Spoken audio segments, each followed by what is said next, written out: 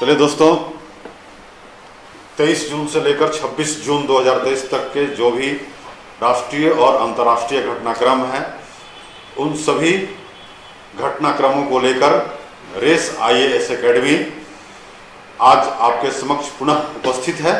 और आशा है दोस्तों कि आप हमारे इस समसामयिक घटनाक्रम के तथ्यों से परिचित होते हुए आप अपने जो तैयारी है उसको और अधिक मजबूत कर सकते हैं, उसको और अधिक गहराई तक ले जा सकते हैं और आप अपने को सफलता के अधिक नजदीक पहुंचा सकते हैं।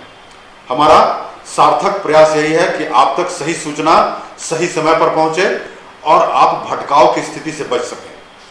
तो आप इस वीडियो को अंत तक देखिए। कई सारे जो महत्वपूर्ण राष्ट्रीय और अंतर्राष्ट्रीय घटनाक्रम है उस पहलुओं को इसमें समोया गया है, उसको इसमें संजोया गया है।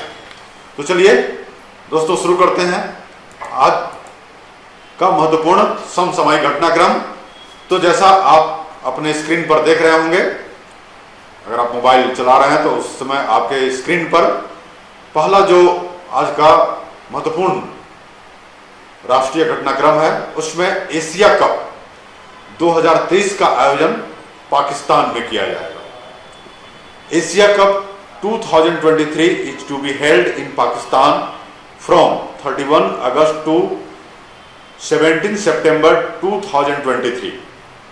The tournament will be a 50-over ODI tournament with all matches being played at international level venue.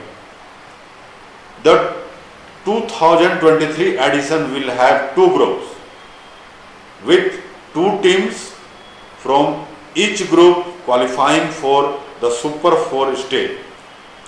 The top two teams from the Super 4 stage will then face each other in the final. Pakistan and Sri Lanka will host the Asia Cup cricket tournament in 2023. Asia cup 2023 का आयोजन पाकिस्तान में 31 अगस्त से 17 सितंबर 2023 तक होना है। Tournament 50 over का एक दिवसीय टूर्नामेंट होगा जिसमें सभी मैच अंतर्राष्ट्रीय स्तर के स्थानों पर खेले जाएंगे। 2023 संस्करण में दो समूह होंगे जिसमें प्रत्येक समूह से दो टीमें सुपर 4 चरण के लिए क्वालिफाई करेंगी। सुपर 4 चरण से शीर्ष दो टीमें फिर फाइनल में आमने सामने होंगी। पाकिस्तान और श्रीलंका 2023 में एशिया कप क्रिकेट टूर्नामेंट की मेजबानी करेंगे। तो इस कप के दो देश मेजबानी कर रहे हैं, पाकिस्तान और श्रीलंका, और कह सकते हैं कि पिछले कुछ महीनों से इन दोनों की हालत काफी खस्ता है अर्थव्यवस्था के मामले में। फिर भी क्रिकेट से इनकी अर्थव्यवस्था को कुछ उभार मिल सकता है, तो इसलिए इनका आयोजन किया जाएगा क्योंकि भारत, श्रीलंका और कुछ देशों में क्रिकेट काफी प्रचलित है। अगला जो मुख्य घटनाक्रम है उसमें आयुष मंत्रालय द्वारा एक नई पहल की गई है। और यह पहल क्या है तो चलिए देखते हैं। The central government of India has taken a proactive step towards improving the well being of its employees by introducing the Why Break Yoga at Office Chair protocol. The initiative by the Ministry of Ayush aimed to help professionals relieve stress, rejuvenate their energy level and enhance concentration.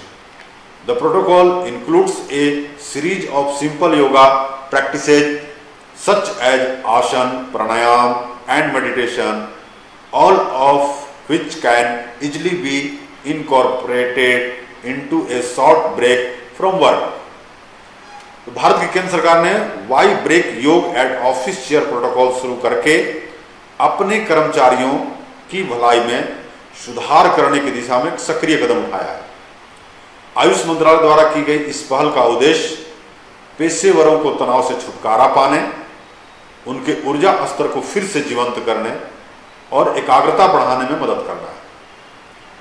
Protocol में सरल योग प्रथाओं की एक श्रृंखला शामिल है, जैसे आसन, प्राणायाम, और ध्यान, जिनमें से सभी को आसानी से काम से एक छोटे ब्रेक में शामिल किया जा सकता है।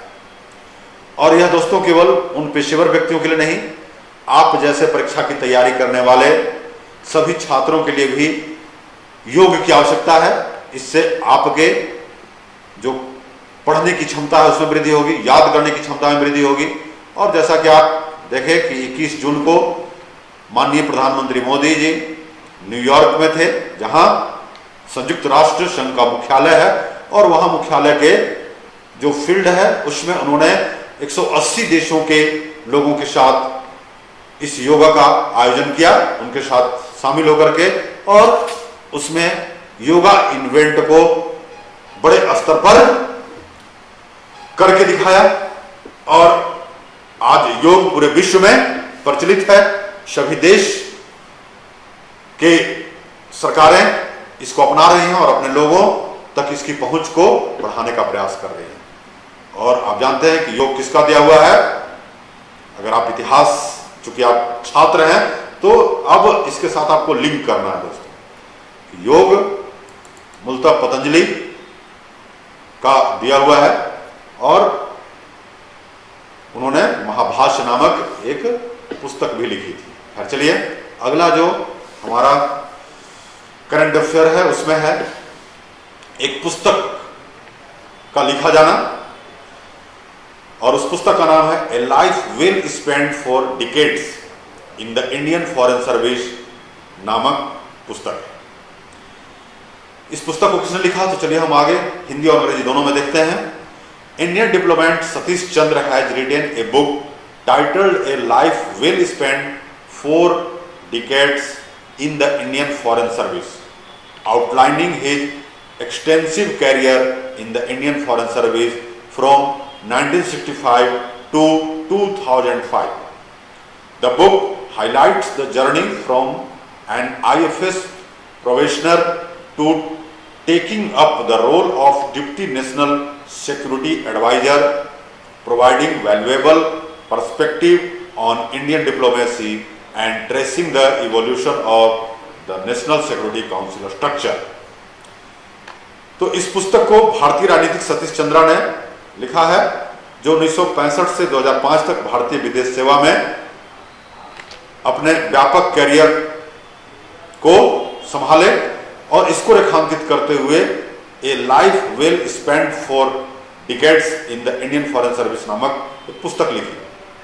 पुस्तक में IFS परिवीक्षाधीन से लेकर उपराष्ट्रीय सुरक्षा सलाहकार की भूमिका निभाने, भारतीय कूटनीति पर मूल्यवान दृष्टिकोण प्रदान करने और राष्ट्रीय सुरक्षा परिषद ढांचे के विकास का पता लगाने तक की उनकी यात्रा पर प्रकाश डाला गया है। तो पुस्तक का नाम आप जरूर याद रखिएगा। अगला है हमारा जो अर्थव्यवस्था में जो उतार और चढ़ाव आ रहे हैं वर्तमान में, तो भारत का समग्र निर्यात 60.29 बिलियन अमेरिकी डॉलर होने का अनुमान इस तिमाही में लगाया गया है। तो आइए इसको देखते हैं। India's overall export are estimated to be 60.29 US billion dollar in May 2023, showing a negative growth of 5.99% as compared to May 2022. Overall imports are estimated to be USD 70.64 billion in May 2023. It is showing a negative growth of 7.45% as compared to May 2022.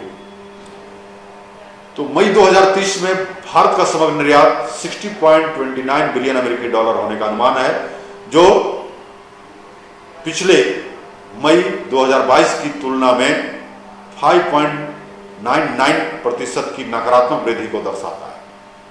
मई 2023 में कुल मिलाकर आयात 70.64 billion अमेरिकी dollar होने का अनुमान है।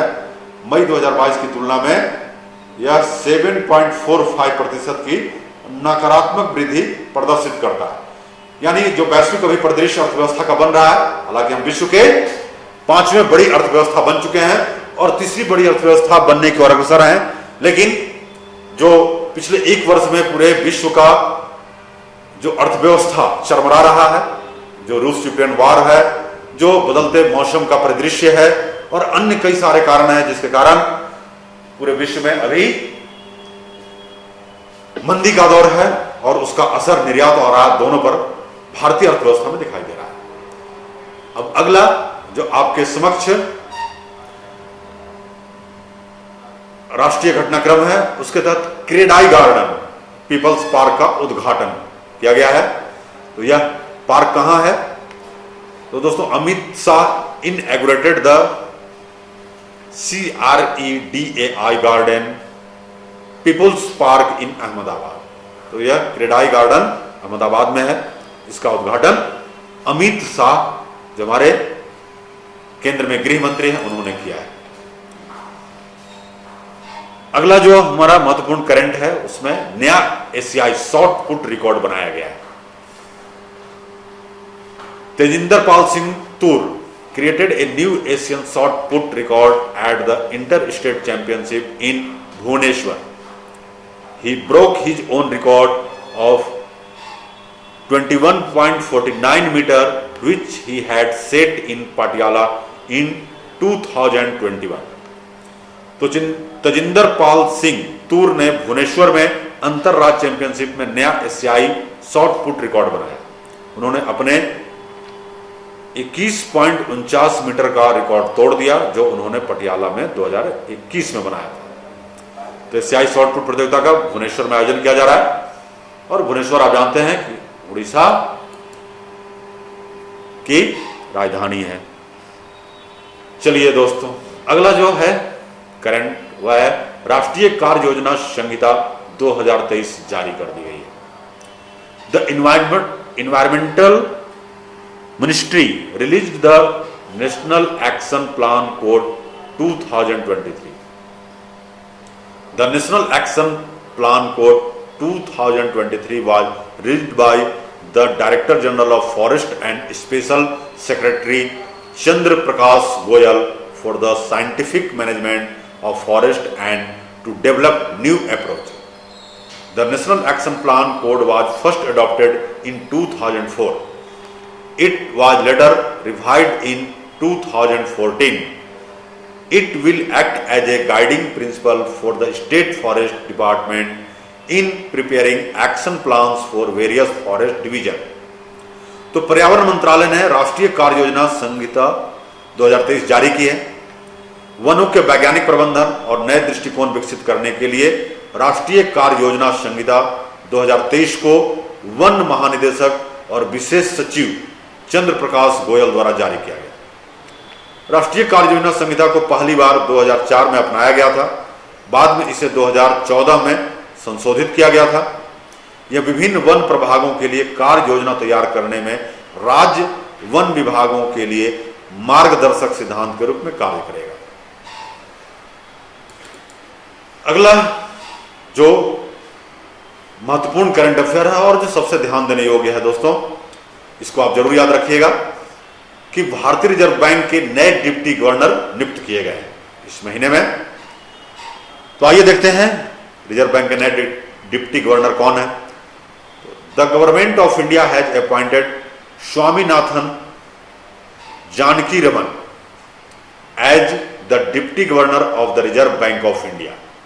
According to an official notification, Janakiraman appointed is for a period of 3 years starting from the date of joining or until further orders are issued. The replaced Mahesh Kumar Jain.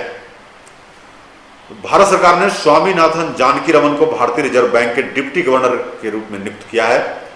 एक आधिकारिक अधिसूचना के अनुसार जानकीरमन की नियुक्ति 3 साल की अवधि के लिए की गई है, जो उनके ज्वाइनिंग की तिथि से शुरू होती है या जब तक कोई अगला आदेश जारी नहीं किया जाता है तब तक वह महेश कुमार जैन का स्थान लेंगे। तो कभी कभी यह भी क्वेश्चन पूछा जाता है कि वह किसका स्थान लेंगे। तो इसके पहले भारतीय रिजर्व बैंक के डिप्टी गवर्नर महेश कुमार जैन थे और उनके जगह पर स्वामीनाथन जानकीरमन को भारतीय रिजर्व बैंक का डिप्टी गवर्नर नियुक्त किया गया है। अगला है फैमिली एयरक्राफ्ट के लिए रिकॉर्ड ऑर्डर इंडिगो जो हमारा एयरलाइंस है उसने दिया है, और इसके चलते विश्व के कुछ अर्थव्यवस्थाओं को थोड़ा ग्रोथ भी मिला है। तो चलिए देखते हैं क्या है इसमें। IndiGo has placed a record order for 500 A32 A320 sorry दोस्तों family aircraft with European manufacturer Airbus. This is the largest single purchase agreement in the history of commercial aviation. Indigo's order book includes A320 Neo, A321 Neo and A321 XLR aircraft. The airline will take delivery of these aircraft between 2030 and 2035. तो Indigo ने, जो भारतीय airlines है, जो देश और विदेश के लिए हवाई यात्राएं उपलब्ध कराती है, इसके पास कई एयरक्राफ्ट हैं, लेकिन उसने एयरक्राफ्ट या एविएशन सेक्टर को और बढ़ावा देने के लिए कई सारे नए एयरक्राफ्ट खरीद रही है। तो इंडिगो ने यूरोपीय निर्माता एयरबेस को 500 500 A320 फैमिली एयरक्राफ्ट के लिए रिकॉर्ड ऑर्डर दिया है। वाणिज्यिक विमानन के इतिहास में यह सबसे बड़ा एकल खरीद समझौता है। इंडिगो की इस ऑर्डर बुक में A320 नियो, A321 नियो और A321 XLR एयरक्राफ्ट शामिल है। एयरलाइन इन विमानों की डिलीवरी 2030 से 2035 के बीच प्राप्त करेगी। अगला है चावल और गेहूं की बिक्री केंद्र सरकार के आदेश पर बंद कर दी गई है, क्योंकि इनके दाम बढ़ने से महंगाई बढ़ रही थी। चलिए आइए देखते हैं इसमें क्या है। तो the central government has stopped the sale of rice and wheat under ONSS to the state government to check inflation. The decision has already been communicated to the Karnataka government which had placed a demand of 13,819 tons of rice for July at rupees 3,400 per quintal for its own scheme under OMSS without e-auction।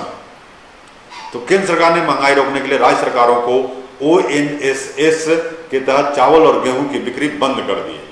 इस फैसले से कर्नाटक सरकार को पहले से ही अवगत करा दिया गया था, जिसने जुलाई के लिए ई नीलामी के बिना ONSS के तहत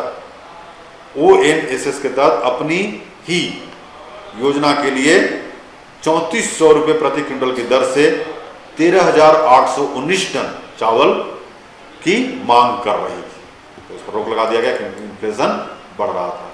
अगला है दक्षता पाठ्यक्रम शुरू किया गया है हमारे प्रोफिशिएंसी को बढ़ाने के लिए। चलिए तो इसमें क्या है।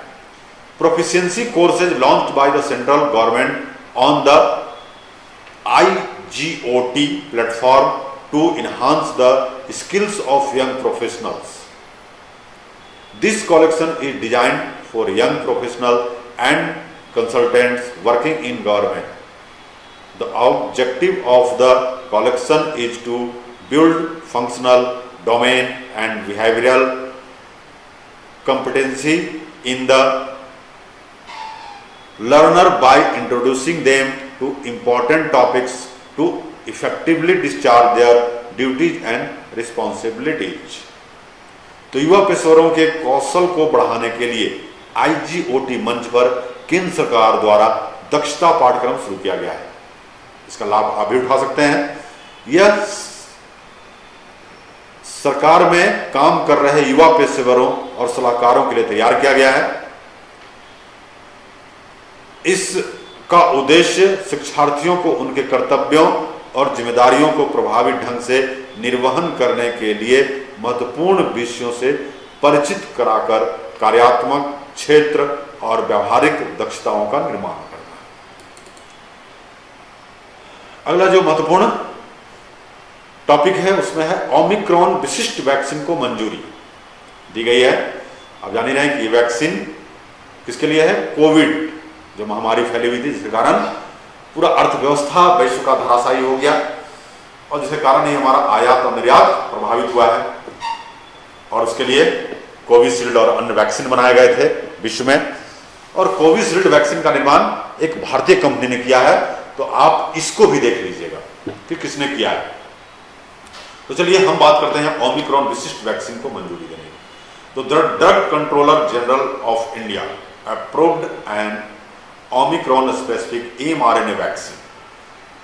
This is its India first indigenous vaccine.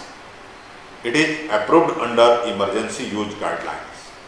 तो drug controller general of India ने एक ओमिक्रॉन विशिष्ट वैक्सीन को मंजूरी दी। यह इसकी भारत की पहली स्वदेशी वैक्सीन है। इसे आपातकालीन उपयोग दिशा निर्देशों के तहत अनुमोदित किया गया है। तो ये आज तक के महत्वपूर्ण करंट अफेयर्स थे। अब चलिए हम कुछ MCQ multiple choice question Hindi और अंग्रेजी दोनों भाषाओं में डिस्कस करते हैं और आशा है कि इसका आपको काफी ज्यादा लाभ मिलेगा। और यदि कोई भी हमारे छात्र और छात्राएं इच्छुक हैं हमारे ऑफलाइन कोर्स को ज्वाइन करने के लिए, तो दोस्तों यह लालपुर रांची में race IAS academy offline course भी SSC से लेकर और JPSC, UPSC और अभी CDPO का पूरा एक आपको कोर्स उपलब्ध करा रहा है। आप इस कोर्स से जुड़िए और हमारे महत्वपूर्ण विशेषज्ञों के परामर्शों का लाभ उठाइए। तो चलिए अब शुरू करते हैं MCQ मल्टीपल चॉइस क्वेश्चन। तो चलिए जैसा स्क्रीन पर आप देख सकते हैं, और अगर हमारी बातों को सुन रहे हैं तो आप बिना देखे हुए हमारी बातों पर गौर करते हुए इस चीज को सुन सकते हैं। तो पहला जो क्वेश्चन आपके समक्ष है वह है डेट से संबंधित, तारीख से संबंधित, और तारीख आज के समय में काफी महत्वपूर्ण है। इससे संबंधित एक न एक क्वेश्चन जरूर होते हैं SSC में, खास करके चाहे वो JSSC हो, चाहे UP SSC हो या बिहार SSC हो या उत्तराखंड SSC हो, कहीं का भी आप SSC दे रहे हो, यह एक क्वेश्चन तारीख पर होते ही है। चलिए तो हम शुरू करते हैं। When is the United Nations Public Service Day celebrated every year? संयुक्त राष्ट्र लोक सेवा दिवस प्रतिवर्ष कब मनाया जाता है? आपके समक्ष चार ऑप्शन हैं। ऑप्शन है पहला 23 जून, दूसरा 24 जून, तीसरा 25 जून और चौथा है 26 जून। तो चलिए हमें पता है, आपको इसका मालूम होगा कि कब यह मनाया जाता है। तो यह है दोस्तों, आंसर आपको दे देते हैं 23 जून। United Nation civil service day is organized annually by the United Nations on 23 June as a mark of respect and gratitude to civil services around the world. This day recognizes the work of public servants, emphasizes their contribution to the development of the society and motivates the youth to make a career in the public sector. संयुक्त राष्ट्र द्वारा प्रतिबद्ध 23 जून को दुनिया भर के लोक सेवाओं के प्रति सम्मान और कृतज्ञता के प्रतीक के रूप में संयुक्त राष्ट्र लोक सेवा दिवस का आयोजन किया जाता है। यह दिवस लोक सेवकों के कार्य को मान्यता देते हुए समाज के विकास में उनके योगदान पर जोर देता है और युवाओं को सार्वजनिक क्षेत्र में कैरियर बनाने के लिए प्रेरित करता है। अगला जो क्वेश्चन आपके समक्ष है वह है when is the international widows day celebrated every year, अर्थात अंतरराष्ट्रीय विधवा दिवस प्रतिवर्ष कब मनाया जाता है? आपके समक्ष चॉइस में ऑप्शन है 21 जून, 22 जून, 23 जून एंड 24 जून। तो चलिए इसका आंसर आपको बताते हैं। यह दिवस भी 23 जून को मनाया जाता है। इसकी शुरुआत जो है जून 2011 से की गई थी। चलिए आते हैं 2005 से शुरू की गई थी, सॉरी दोस्तों। International widows day is celebrated every years on 23 June. The day is widely celebrated to draw attention to the voices and experiences of widows and to inspire the unique support they have. The International Widows Day was initiated in 2005 by the Lumba Foundation.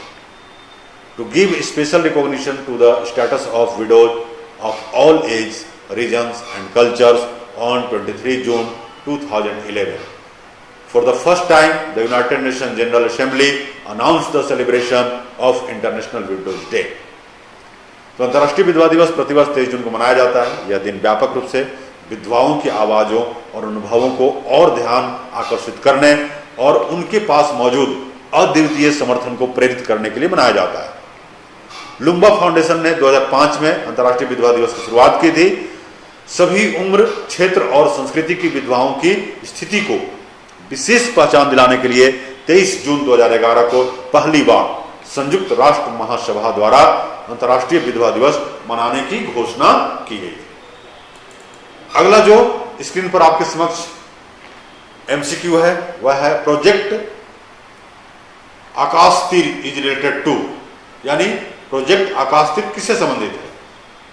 तो इसमें जो ministry है उनके नाम दिए गए हैं, option में आप स्क्रीन पर देख सकते हैं या हमारी बातों को ध्यान से सुन सकते हैं। तो पहला ऑप्शन आपके समक्ष है मिनिस्ट्री ऑफ डिफेंस, दूसरा ministry of youth affairs and sports, तीसरा मिनिस्ट्री ऑफ अर्थ साइंस और चौथा ministry of civil aviation.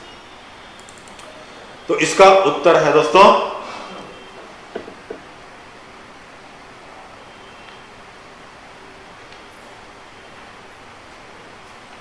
The Indian Army is planned to improve its air defense in the wake of the ongoing war in Ukraine. In this sequence, the Ministry of Defense has recently signed 3 contracts worth 5,400 crore. Under this, Bharat Electronics Limited will develop an automated air defense control and reporting system to enhance the defense and deterrence capability for the Indian Army. भारतीय सेना Ukraine में चल रहे युद्ध के दायरे में अपनी वायु रक्षा को बेहतर बनाने की योजना बना रही है। इसी क्रम में रक्षा मंत्रालय ने हाल ही में 5400 करोड़ के 3 अनुबंधों पर हस्ताक्षर किए। इसके तहत भारत इलेक्ट्रॉनिक्स लिमिटेड भारतीय सेना के लिए रक्षा और बचाव क्षमता को बढ़ाने के लिए स्वचालित वायु रक्षा नियंत्रण और रिपोर्टिंग प्रणाली विकसित करेगा। तो जैसा कि क्वेश्चन था उसका आंसर आपका ए है। अगला जो नेक्स्ट एमसीक्यू है उसमें which banks has recently empowered women professionals and pensioners together, अर्थात हाल ही में किस बैंक ने महिलाओं, पेशेवरों और पेंशन भोगियों के लिए एक साथ सशक्तिकरण की शुरुआत की है। आपके समक्ष ऑप्शन है Union Bank of India, axis bank, AU small finance bank and Punjab national bank. तो चलिए इसका आंसर है यूनियन बैंक ऑफ इंडिया। इसने यह प्रोग्राम लॉन्च किया है। Union Bank of India launch 4 special bank account catering to different section of the population, as example women entrepreneurs and professionals, pensioners and cooperative housing society. The first account called union Unnati is a current account specially designed for the women entrepreneurs and professionals. तो ये union उन्नति programme इसको कहा गया है, ये आप underline कर लीजिएगा, ये काफ़ी महत्वपूर्ण है और आगे परीक्षाओं में पूछे जाने की काफ़ी संभावना है। यूनियन बैंक ऑफ इंडिया ने आबादी के विभिन्न वर्गों अर्थात महिलाओं, महिला उद्यमियों और पेशेवर पेंशन भोगियों और सहकारी आवास समितियों को पूरा करने वाले 4 विशेष बैंक खातों की शुरुआत की। पहला खाता जिसे यूनियन उन्नति कहा जाता है विशेष रूप से महिला उद्यमियों और पेशेवरों के लिए डिजाइन किया गया एक चालू खाता है। अगला क्वेश्चन जो काफी महत्वपूर्ण है, Jaiswal bridge is build on which river, Jaiswal पुल किस नदी पर बनाया गया है। आपके समक्ष ऑप्शन है चेनाब नदी, रावी नदी, इंडस यानी सिंधु नदी और झेलम नदी। तो इसका आंसर है आपका चिन्नाब नदी। Recently union minister of road transport and highway told that the construction of Jaiswal bridge on Chenab river has been completed. The bridge is a part of the Udhampur Ramban section of National Highway 44. This will reduce vehicular congestion on the Chandrakot to Ramban section, thereby ensuring smooth movement of vehicles. हाल ही में केंद्रीय सड़क परिवहन और राजमार्ग मंत्री ने बताया कि चिन्नाव नदी पर जायसवाल पुल का निर्माण पूरा हो गया है। यह पुल राष्ट्रीय राजमार्ग 44 के उधमपुर रामबन खंड का एक हिस्सा है। यह चंद्रकोट से रामबन खंड पर वाहनों की भीड़ को कम करेगा, जिससे वाहनों की सुगम आवाजाही सुनिश्चित हो सकेगी। अगला प्रश्न है आपके समक्ष दोस्तों कि हाल ही में किसने कैनेडियन ग्रां प्री जीता? Who has recently won the Canadian Grand Prix? है Sergio Perez, Lewis Hamilton, Max Verstappen and none of these. तो इसका उत्तर है आपका Max Verstappen. With Max Verstappen victory at the Canadian Grand Prix, Red Bull has allowed on its 100th race. Red Bull car racing company, which debuted in 2004, has so far participated in 356 races in which it has achieved 100 podium places. Red Bull's success percentage is almost at par with Lewis Hamilton, as the star driver has taken 103 wins in 318 races since his debut in 2007. Canada GP में max Verstappen की जीत के साथ ही red bull ने अपनी 100वीं race भी जीत ली है। 2004 में debut करने वाली red bull car racing company ने अब तक 356 रेस में हिस्सा लिया है, जिसमें 100वीं बार पोडियम पर जगह हासिल की है। रेड बुल की सफलता प्रतिशत लुइस हैमिल्टन के लगभग बराबर है, क्योंकि साल 2007 में अपने डेब्यू के बाद से स्टार ड्राइवर ने 318 रेस में हिस्सा लेकर 103 जीत हासिल की है। अगला प्रश्न है आपके समक्ष, which of the following states has started A scheme named गृह ज्योति? यह काफी महत्वपूर्ण है दोस्तों। गृह ज्योति नामक योजना निम्न में से किस राज्य द्वारा शुरू की गई है? आपके समक्ष ऑप्शन है मिजोरम, बिहार, उत्तराखंड, कर्नाटका। तो चलिए इसका उत्तर है यह योजना कर्नाटका के द्वारा लॉन्च की गई है हाल ही में। तो रिसेंटली गृह ज्योति योजना was launched by the state of Karnataka. The objective of this scheme is to provide affordable housing to the poor and middle class families of Karnataka. The scheme is a part of the state's ambitious Housing for All scheme and aim to provide housing to around 4.5 lakh families in the next 5 years. हाल ही में कर्नाटक राज्य द्वारा गृह ज्योति योजना शुरू की गई। इस योजना का उद्देश्य कर्नाटक के गरीब और मध्य वर्ग के परिवारों को किफायती आवास प्रदान करना है। यह योजना राज्य की महत्वाकांक्षी सभी के लिए आवास योजना का एक हिस्सा है और इसका उद्देश्य अगले 5 वर्षों में लगभग 405 लाख परिवारों को आवास प्रदान करना है। अगला जो MCQ है वह है, who was recently appointed to the advisory group on digital technology for development of ADB? हाल ही में ADB के विकास के लिए डिजिटल प्रौद्योगिकी पर सलाहकार समूह में किसे नियुक्त किया गया? ऑप्शन आपके समक्ष हैं, सुधांश पंत, अमित अग्रवाल, आलोक कुमार और इनमें से कोई नहीं, नन ऑफ दीज। आंसर है Alok Kumar. Alok Kumar corporate officer and senior vice president, head of global smart city business at NEC Corporation and President and CEO of NEC Corporation India, has been appointed as a member of the Asian Development Bank's High Level Advisory Group on Digital Technology for Development.